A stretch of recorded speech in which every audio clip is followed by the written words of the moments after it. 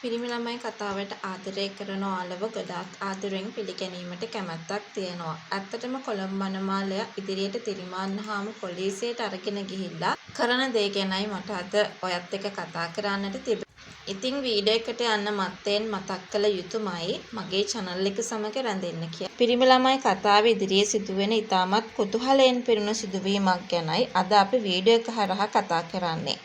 ඒ තමයි කොළඹ මනමාලයා තිරිමාන්නහාමු සොයාගෙන ගියා හම්බුණා. දැන් තිරිමාන්නහාමු බලෙන්ම ගෙදර එක්කන් එන්නත් හදනවා.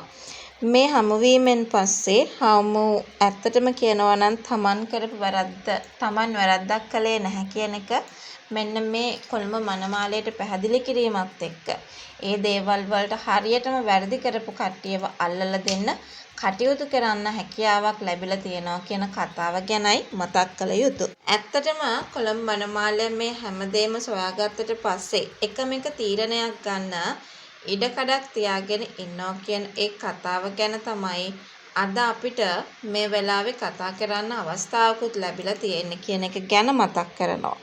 මේ හාමු මේ වෙලාවේදී ඇත්තම කියනවා නම් ඔය මස්සුදා ගැන ගොඩාක් කල්පනා කරන්න බලාපොරොත්තුවක් තියාගෙන ඉන්නවා තමයි. ඇත්තටම මේ හමුවීමෙන් පස්සේ ඇත්තටම හාමුත් තීරණය කරනවා Taman පොලිසියට යා යුතුමයි කියලා.